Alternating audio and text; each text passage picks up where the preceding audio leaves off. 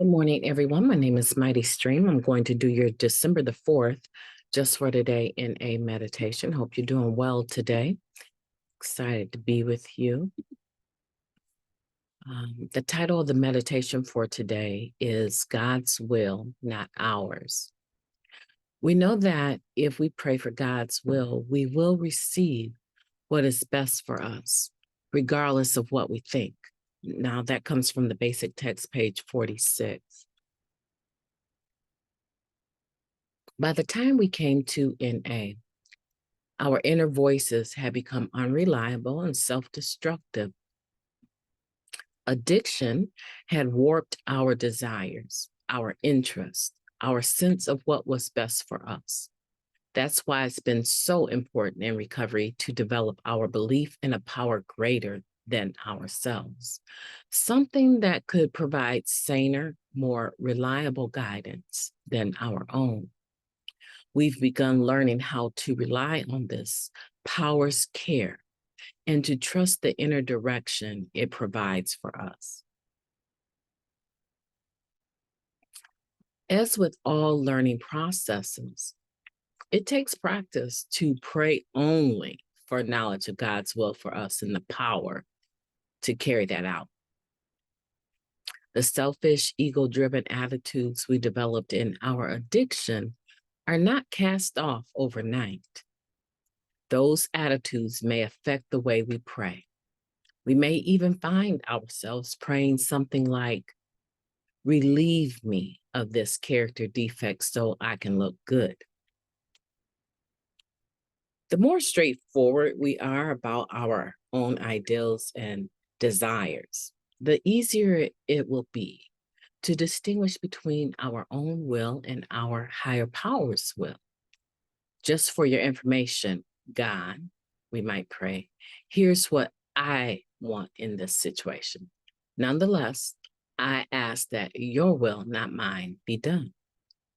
Once we do this, we are prepared to recognize and accept our higher power's guidance. Just for today, higher power, I've learned to trust your guidance, yet I still have my own ideals about how I want to live my life. Let me share those ideals with you, and then let me clearly understand your will for me. In the end, let your will, not mine, be done. Let's take a moment of silence, followed by the we version of the Serenity Prayer. Moment of silence now.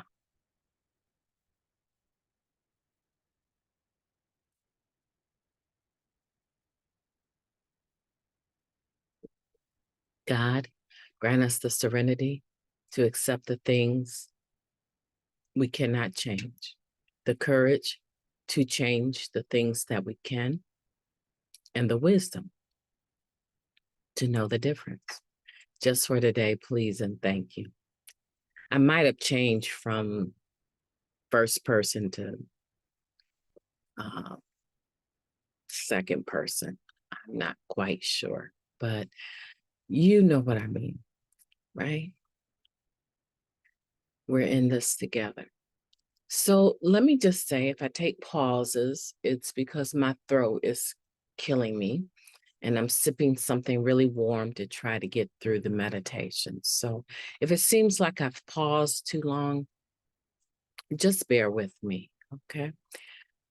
This meditation now, when I'm thinking about it, God's will, not ours.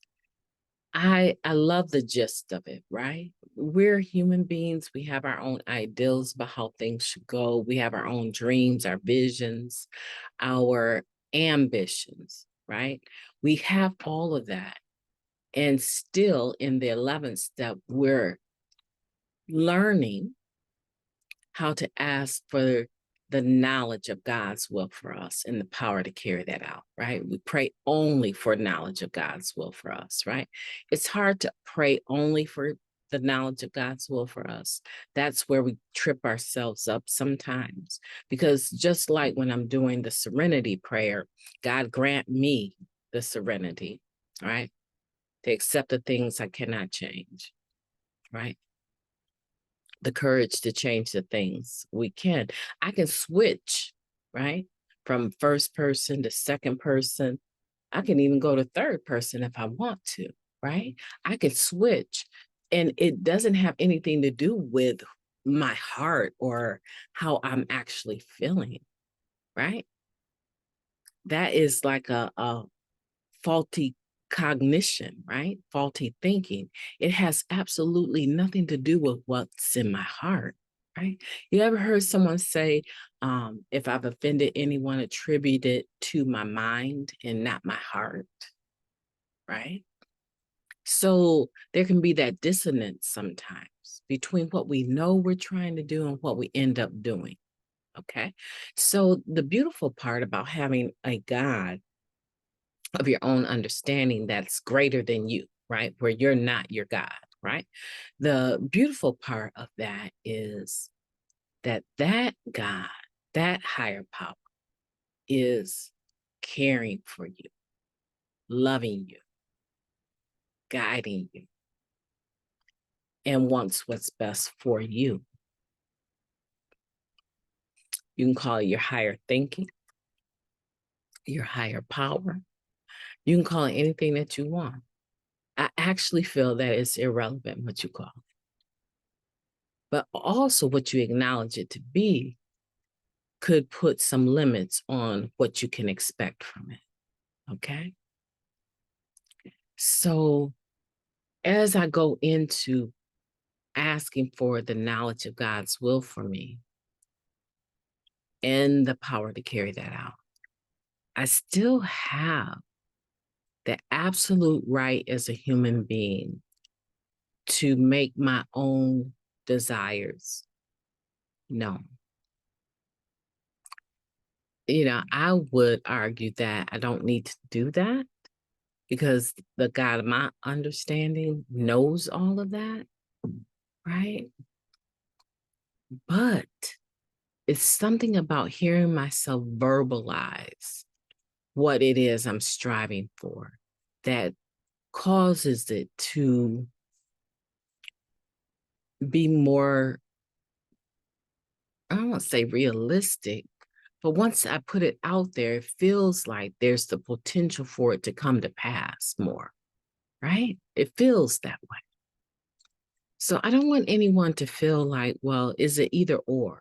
I pray for God's will or knowledge of God's will, or I pray for what I want. You can do both. You can absolutely do both. But at the end of the day, depending on your relationship with your higher power, when the guidance that you're seeking becomes evident to you, the guidance that you're seeking becomes evident to you, and it's different than what you have said that you wanted, but this is the guidance that you're seeking. When it becomes evident, what will you do? See, let's get cut to the chase really quick. What will you do? Because I can do my 11th step all day long and not mean it, right? I can say it with my mouth and my heart be unattached to it. I can say it because it sounds good, but my heart can be unattached to it, right? So that means that even if my higher power shows me what his will is for me, and even if I do have the power to carry it out, I choose when to actuate that power, right? I have the ability to pop my children some popcorn at 9 o'clock at night, but am I going to do it? No, because I'm concerned about carb intake that late at night, right?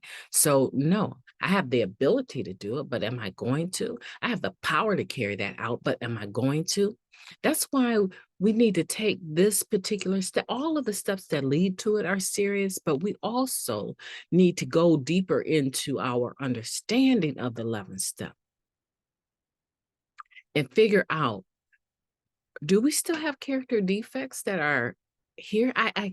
There's some people that just act like they know so much about recovery, the 12 steps, the spiritual principles,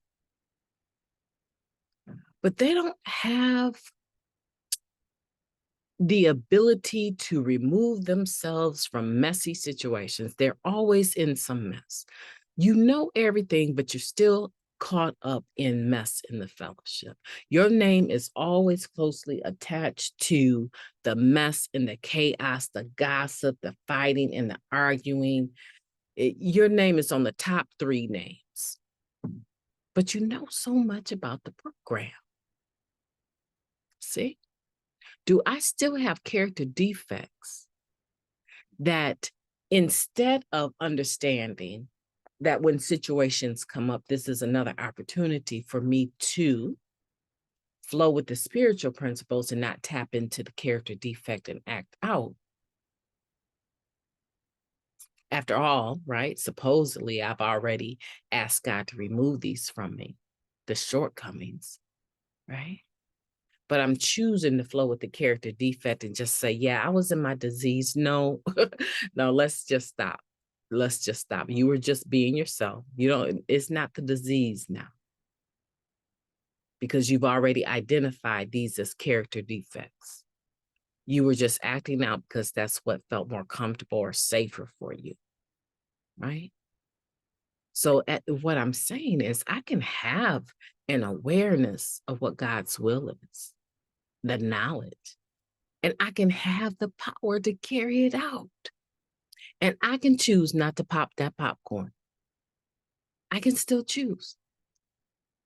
See, I think one of the most beautiful things about Narcotics Anonymous to me is that it gave me the power of choice back. It gave me the power of choice. But with the power of choice, a heavier weight of responsibility was given as well for the consequences of every choice that I make or don't make. My name is Mighty Stream, and I have enjoyed talking to you today. I really didn't expect for so much to come out of me in regards to this meditation, but it's beautiful nonetheless. And I hope that today you will be thinking about your higher power and learning to trust your higher power's guidance. But not only that, that when you pray, let your will be done and not mine, and you've been given the power to carry out whatever that will is, that you will choose on the side of responsibility, integrity. Because once you've prayed for it and you got it and you don't do it, I believe there's a higher price, a more negative price to pay than the benefit and the rewards, right? The price, the positive price that comes with following through. And that takes integrity to do.